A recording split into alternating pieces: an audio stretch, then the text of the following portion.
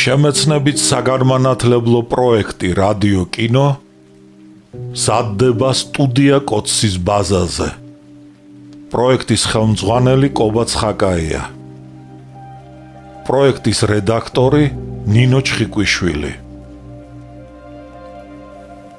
თბილისი 2025 წელი.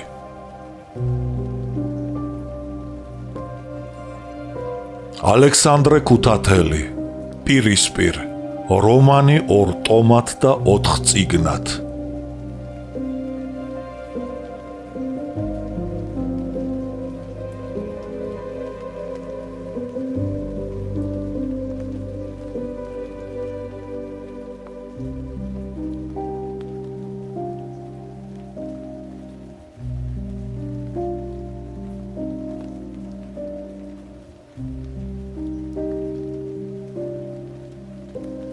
ეკლიანი გზა მე-6. ვერავითარი ციხე და გადასახლება ვერ შეარყევს ჩვენი პარტიის ძალას და გავლენას. ვერავითარი რეპრესიები ვერ შეაჩერებენ რევოლუციის ძლევამოსილ მსვლელობას. კომუნისტი 1921 წელი. მამისონის უღელტეხილზე გადმოსული საბჭოთა წითელი ჯარი ქუთაისს უახლოვდებოდა. გაქცეული მთავრობისათვის ამ უკანასკნელი თავშესაფრის მიტოვებაც აუცილებელი შეიქნა. ქუთაისის მიტოვების წინ მთავრობამ შური იძია. საგანგებო რაზმის უფროსი კეიდია სასტიკად გაუსწორდა კომუნისტებს, რომლებითაც გაჭედილი იყო ყოფილი საგუბერნიო ციხე. პატიმრებს შორის აქ იმყოფებოდნენ საქართველოს კომუნისტური პარტიის თვალსაჩინო მოღვაწეები, ფილიპე მახარაძე, სერგო ქავთარაძე და სხვები. აქვე იყვნენ თბილისიდან და სხვა ქალაქებიდან ჩამოყვანილი ალავიძე, კარპოვი, გოცირიძე, ჩიკვაიძე, ვართანიანი, ხუციშვილი, მარო ფრუიძე. დაპატიმრებულთა შორის იყვნენ მწერლები პოლიხრონ ხარაბაძე, კორნელი მხეიძე და საქართველოში რუსეთის ფედერაციის სრულუფლებიანი წარმომადგენლობის თითქმის ყველა თანამშრომელი. ქავთარაძე განმარტოებულ პატიმრობაში ცალკე საკანში იყო, რომელსაც საგანგებო ყარაული დარაჯობდა. ერთხელ საღამოს საკნის სარკმელში ვიღაცამ დააკაკუნა და ქავთარაძეს ჩუმად მოუხმო. როცა ქავთარაძე სარკმელთან მივიდა და რკინის ბადის იმ ადგილს მიადგა, სადაც მინა იყო გამომტრეული, მან ოფიცრის ტანისამოსში გამოწყობილი ახალგაზრდა კაცი დაინახა. ვინ ახარ? ბრაზით მიმართა მას ქავთარაძემ. ვინ გამოგგზავნა აქ? არავინ, მე თვითონ მოვედი. ნუ გეშინიათ. ხვალ ისევ მორიგეობ თქვენ საკანთან. მითხარით რა გეჭირვებათ? არაფერი არ გინდათ? არაფერიც არ მინდა, გასწი აქედან. ჩანს ცუდად შეგისწავლია პროვოკატორის ხელობა. ნუ ამბობთ მაგას. მე პროვოკატორი არა ვარ. ღმერთმა იცოდეს, დაგიმტკიცებთ. ამ სიტყვების მერე ოფიცერი მიიმალა. მეორე დღეს იგი ისევ მივიდა სარკმელთან და გამომტრეულ მინაში პატარა შეკვრა გააძვრინა. წაიღეთ. ჩურჩულით უთხრა მან ქავთარაძეს. ცოტა პური და ძეხვი მოგიტანეთ. გაზეთი, რომელშიც საჭმელია გახვეული, უთუოდ წაიკითხეთ. თუ რაიმე დაგჭირდეთ, შემატყობინეთ და შეგისრულებთ. მენდეთ. უცნობი ხანგრძლივ მიაშტერდა ქავთარაძეს, გაუღიმა და წავიდა. ქაღალდი, რომელშიც პური და ძეხვი იყო გახვეული, ქუთაისის გაზეთი აზრი აღმოჩნდა. მისი მესამე გვერდი მთლიანად ქუთაისის ეპისკოპოსის ქადაგების ტექსტს ეჭირა. ტექსტში მოთხრობილი იყო ფრონტზე და ზურგში შექმნილი ძიმე მდგომარეობა. ბოლოს ეპისკოპოსი იარაღისაკენ მოუწოდებდა ყველას. ქადაგებიდან ირკვეოდა, რომ საბჭოთა ჯარები თბილისში შესულიყვნენ. მთავრობა კი ქუთაისში გაქცეულა. ქავთარაძემ გულში მადლობა გადაუხადა ეპისკოპოსს კარგი ინფორმაციისათვის და გაზეთში დაბეჭდილი ცნობებისა და დეპეშების კითხვა დაიწყო. ცნობებიდან იმ დასკვნის გამოტანა შეიძლებოდა, რომ მთავრობის ჯარები დემორალიზებული არიან.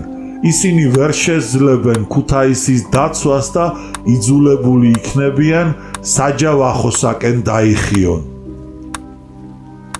ქუთაისის ციხეში მძვინვარებდა მგლის ეშვებიანი და ნაცრისფერ თვალებიანი ერთი ახმახი გამხდარი კაცი, ყოფილი ოფიცერი, ახლა კი საგანგებო რაზმის ერთგული მსახური დუდე კვანტალიანი. მას ბოლშევიკები ეზიზღებოდა და მათი სრული მოსპობა ეწადა. ციხეში მას საფრთხობელას ეძახდნენ. გუშინ დუდემ რამდენჯერმე წაიყვანა ქავთარაძე გამომძიებლის, გრძელულვაშიანი, ყვავილით ოდნავ დაკენკილი, კუპრივით შავი კაცის, სამსონ ხამასურიძის კაბინეტში დაკითხვაზე. ხამასურიძეს ჩვეულად ჰქონდა დაკითხვის პროცედურის გაჭიანურება იმ ვარაუდით, რომ ჯერ როგორმე მოენადირებინა ჩვენების მიმცემი, სულსა და გულში ჩასძრომოდა მას, საჭირო ცნობები მიეღო მისგან, მერმე კი ეწამებინა და გაენადგურებინა თავისი მსხვერპლი. მაგრამ დღეს ხამასურიძეს დაკითხვის გაჭიანურების თავი არ ჰქონდა. იგი არაპირებდა ქავთარაძეზეც ხანგრძლივად შეჩერებას. მისთვის ყველაზე უფრო ადვილი იქნებოდა, რა თქმა უნდა, მოქცეოდა მას ისე, როგორც მოექცა იგი გუშინ ორ ცნობილ კომუნისტს, მარდალეიშვილს და გოთცს, რომელთაც სამშობლოსადმი ღალატი შესწამეს, საღორიას ტყეში წაიყვანეს, ცემით მიასიკვდილეს, ხეზე მიაბეს, ნავთი გადაასხეს და დაწვეს. მაგრამ ქავთარაძის შესახებ გამომძიებელს განსაკუთრებული მითითება მიეღო. კაბინეტში შესვლისთანავე ხამასურიძემ წინადადება მისცა ქავთარაძეს ხელი მოეწერა საქართველოს კომუნისტური პარტიის ცენტრალური კომიტეტის ყალბი ტექსტის მოწოდებაზე აჯანყების შეწყვეტის შესახებ. ჩემთვის გაუგებარია თქვენი წინადადება, შენიშნა ქავთარაძემ. მუშათა და გლეხთა აჯანყება ხომ თავისთავად მთავრდება საქართველოში და უკვე დამყარებულია საბჭოთა ხელისუფლება. ხომასურიძემ მალე შეწყვიტა ჯიუტ ბოლშევიკთან კამათი. დუდე კვანტალიანი გამოიძახა და დაავალა მოწოდების ტექსტზე ხელის მოწერის გამო მოლაპარაკებოდა. კვანტალიანმა და ორმა თანამშრომელმა ქავთარაძე მეორე ოთახში გაიყვანეს, ხალათი გახადეს და კედელთან დააყენეს. მერმე დუდემ მაუზერის ლულა მიადო თავზე და ლოცვის თქმა უბრძანა. ილოცე! ილოცე! ქავთარაძემ ზიზღით შეხედა ჯალათს. ნუ მაშინებ, თუ გინდა სროლა მესროლე. ამ დროს შორიდან ზარბაზნების გრიალი გაისმა. კვანტალიანი შეკრთა და მაუზერი დაუშვა. უგონო გამოციებული ნაცრისფერი თვალების დახამხამებაც კი ვერ მოასწრო მან და მყისვე ხამასურიძის კაბინეტში ტელეფონის ზარის ხმა გაისმა. ხამასურიძის პირფერული ხმის მიხედვით გასაგები იყო, რომ იგი ვიღაც დიდ თანამდებობის პირს ელაპარაკებოდა.